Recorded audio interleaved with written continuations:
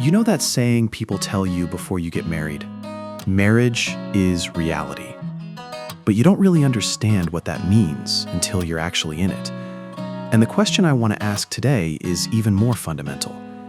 If you're living with the person you love most in the world, why does it become one of the hardest things in your life? Every year, millions of people get married. In that moment, they're genuinely happy, and they genuinely believe they can spend their whole lives with this person. But over time, something starts to shift. First, it's a small thing. The way they phrase something bothers you. Then you start wondering why they just don't get it. And at some point, you're in the same room, but you feel completely alone. This is someone you chose because you loved them. And here's the strange part.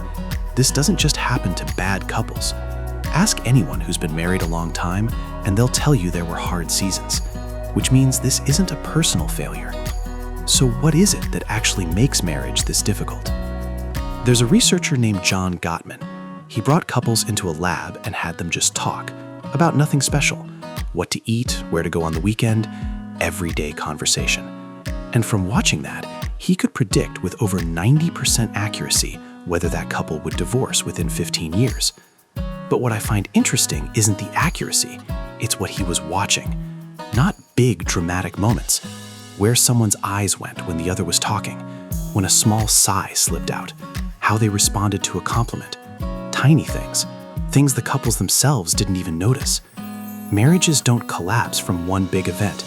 They drift apart through small moments, stacking up every single day. And the scariest part, it happens so slowly that people never know when it started. A lot of people explain why marriage is hard like this. You're too different, you don't communicate, money stress, kids. None of that is wrong, but those are symptoms, not the cause. The real reason is this. Marriage is a structure that asks two people to be everything to each other. Best friend, lover, financial partner, emotional support, therapist. But the moment you put all of that on one single person, that person will inevitably fail somewhere because they're human. And every time they fall short, we unconsciously feel they don't love me enough. That's the core of it. It's not about the size of love. It's a structural problem, a system designed to exhaust two people, no matter how much they love each other. Let me pause here. Some of you watching went to sleep last night after a fight with your partner. Some of you left for work this morning without saying a word. And some of you, there wasn't even a fight. Just a vague, quiet feeling that something's off. That ambiguous distance. Eating together, watching TV together, but somehow this person feels like a stranger. You bury it. Tell yourself you're being too sensitive. But don't bury it. That feeling might actually be the most important signal in your relationship right now. A quiet alarm going off before something breaks. Quick question. How many words did you say to your partner today? Not work stuff, not the kid's schedule, just something with no agenda. How was your day? Or when did you last make eye contact and actually smile? You see each other every day, so it feels like you don't need to say anything. But when that keeps going, one day you start wondering, is this person someone I'm close to or just someone I live with? That's the moment. That's when marriage gets really hard.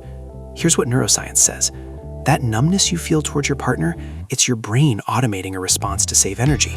The brain reduces its reaction to repeated stimuli. The racing heart from early on didn't fade because love ran out. Your brain categorized this person as a safe background. Not dangerous, no need to spend resources. So paradoxically, feeling nothing towards your partner might not mean the relationship is broken. It might mean your brain trusts them more than anyone. The problem is that safety starts to feel like neglect for both of you.